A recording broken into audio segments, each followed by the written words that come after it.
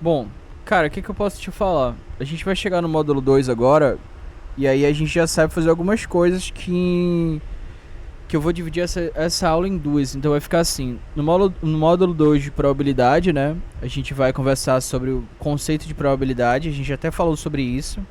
Só que eu acho que é importante, vamos definir em duas ideias. Por exemplo, aquilo que eu conheço, né? Conhecido 50%, e o que eu desconheço para também 50%, né? Beleza.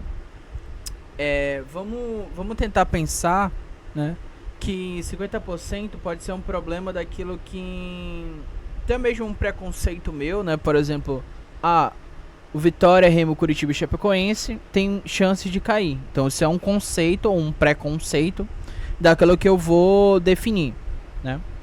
E aí, isso no caso é 50% de chance de acontecer, né? Por que que é isso? Porque é aquilo que eu conheço.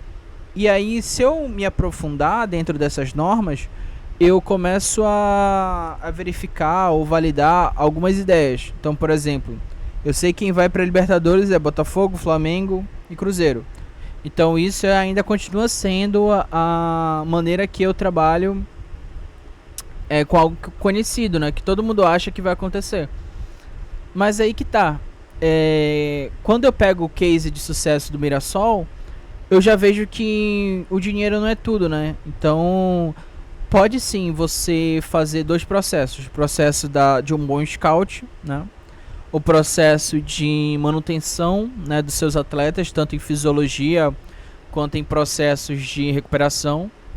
E também a principal validade é dentro da validade econômica, né? Então, por exemplo, a partir que eu começo a entender que as chances de uma hipótese podem acontecer porque eu penso sobre algo, né? Que é o exemplo que eu dei.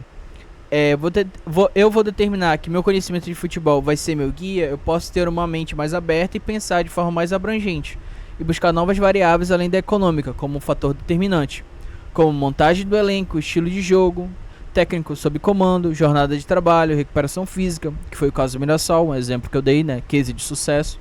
Com ele, com folha salarial menor, teve uma recuperação física extremamente forte e saudável de seus atletas, fazendo com que o seu principal atleta perdesse apenas um jogo, que foi o último da 38ª rodada. O propósito da probabilidade é estimar problemas maiores e verificar que eu estou observando, né? Nenhum profissional tem que trabalhar sozinho. Existe uma comissão técnica para isso que você deveria ter, né, liberdade de comunicar e pesquisar sobre problemas que você ou o clube está passando ou irá enfrentar, né? E aí, cara, o que eu falo sobre isso? Eu acho que é importante alinhar bem, né, o que o técnico quer, porque assim, na minha opinião, analista geralmente fica 3 anos no clube. Técnico de futebol não fica. Então, eu acho que é você ter um relatório para a comissão técnica, um relatório para o técnico e um relatório para o presidente. Tem que ter esses 3 relatórios. Para o presidente, trimestre. Faz um relatório no trimestre. Para a comissão técnica, semanal. Para o técnico, a cada jogo. Vai ter um pré-jogo, pós-jogo. E aí, por que eu digo isso? Porque senão tu vai sempre mudar de acordo com o técnico. Tu não vai ter uma constante no teu relatório. Vai sempre ficar uma bagunça. Tu vai te prejudicar. Porque muitos analistas acham que vão manter o cargo se eles fizerem somente o que o técnico manda. Algo totalmente errado. Porque a gente sabe que emprego no Brasil é volátil. Então esse é um grande problema. E aí, cara, o que é importante que a gente pega um case do Remo pra ele montar, né? E a gente pode pegar o que nos bota na história é subir. Então o Marcos Braz dá essa declaração, né? E aí surge o questionamento dentro do campo analítico, né? Qual é a trilha ideal de scout para o clube do Remo permanecer na Série A? E aí, então, o que é ideal para ele, né? E aí, o que eu começo, cara? Pra gente começar a fazer um projeto, uma elucidação dos fatos, eu acho primeiro a gente aprender, né, a mapear variáveis, estruturar um projeto. Então, por exemplo, um dos pontos principais sobre analisar banco de dados é entender que a estrutura, como por exemplo, digamos, o banco de dados, ele possui início, meio e fim. Beleza, então eu tenho um exemplo. Vamos trabalhar com o banco de dados da série B, com uma estrutura de algumas variáveis, que ao meu ver são fundamentais para criar relatórios. Vamos nos reter a alguns problemas que, ao meu ver, são fundamentais para desempenhar um papel real do que fazer ou não fazer dentro de um projeto de dados. E aí, por exemplo, a tua visão de mundo ela é muito importante. Teu senso crítico é muito importante. Porque ele que determina a tua percepção do ambiente de trabalho que tu estás. Então, por exemplo, eu vou te mostrar formas de fazer, mas lógico, você nunca vai falar assim, olha, isso aqui tá super errado. Você vai colocar pontos estratégicos que precisam melhorar. É a questão da gestão, né? Você está num ambiente volátil, então as pessoas pensam de forma distintas, né? E aí a gente vai ter a principal biblioteca, né, que é a do Tidyverse, né? E aí se você não tem instalada, você vai usar install.package dentro do parêntese e dentro da aspa dupla Tidyverse, né? Basta você colocar assim. E aí, cara, o que é importante que eu vejo também é tu consultar a demanda do que tem dentro do Tidyverse. Então é muito importante que você comece a verificar que tipos de pacotes estão dentro dessa biblioteca. Então, por exemplo, eu tenho o dplyr. O que o dplyr serve? Inclusive é um exemplo que eu dou aqui, que a gente vai usar o glimpse, que é uma função dentro do dplyr. Forecast é a questão do presidente ali, que é a previsão do trimestre. Como é que está sendo meu trimestre? Ou seja, o ciclo no ano tem 4 trimestres, né? Então, a gente pode ver dessa forma. O Purrr faz parte também do Lubridate, que são bibliotecas de dados, né? Pacotes de dados para datas ou para séries temporais. O Tidy e o Tribble são mais para estrutura. Como, por exemplo, a gente vai ver nesse banco de dados, ele está com uma estrutura perfeita. Basta remover NA, essas coisas, mas fora isso, tu não vai ver uma questão do tipo listas, entendeu? Por exemplo, eu tenho ali um banco de dados cheio de lista, então tipo, já peguei todo esse banco de dados série B, já vetorizei, ele tá todo vetorizado. Então ele já tá com uma estrutura pronta de CSV para trabalhar, então tá perfeito. Então é aquela questão. Isso tá, além de estar bem estruturado, tá com variáveis de forma inteligente, né?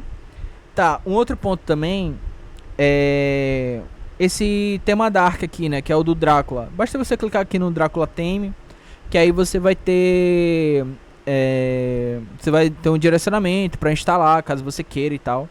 E aí beleza, cara. O que eu acho que é importante também é que você faça um exercício escrito, né, do que cada pacote desse aqui tá no Tidyverse, tá bom?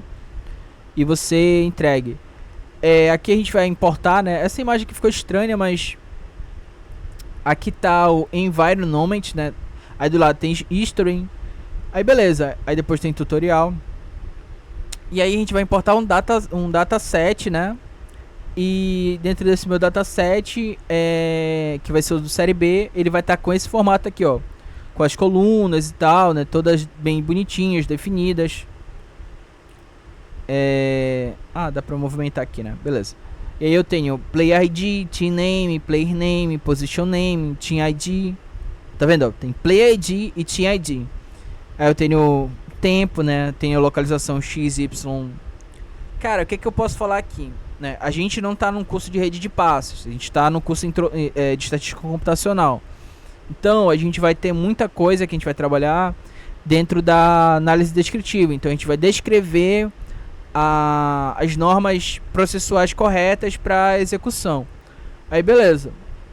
Essa minha estrutura aqui, por exemplo, demilitar, eu nunca vou mexer nisso aqui, a não ser que ele não esteja em CSV. Ele está em CSV, ele tá no formato separador por vírgula em coluna, tá tudo certinho. E aí o que é importante? Na hora da execução do meu code preview, eu vou dar um Ctrl A aqui dentro, né? E vou copiar essas informações pra gente trabalhar o banco de dados, né? E aí ele vai estar o nome lá. Nesse caso aqui eu botei Brasil 1, mas é Brasil 2. Então outro banco de dados que eu vou importar, né? Que tá a série A aqui, eu vou botar na série B. Então beleza, cara. Basicamente isso aqui é aquela questão teoria, né? Depois prática. Teoria, depois prática. Teoria, depois prática. Pra que teu cérebro comece a identificar ou visualizar formas bem estáticas daquilo que está acontecendo. Então, por exemplo, porra, se eu tenho essa minha informação, né? Eu observo ela, absorvo e fico, poxa, onde é que é isso? Onde é que é aquilo? E aí, dentro de uma estrutura lógica, eu começo a aprender níveis de aceleração. Tem aqui um link também que eu acho que é importante. Bora ver o que ele vai abrir aqui pra mim.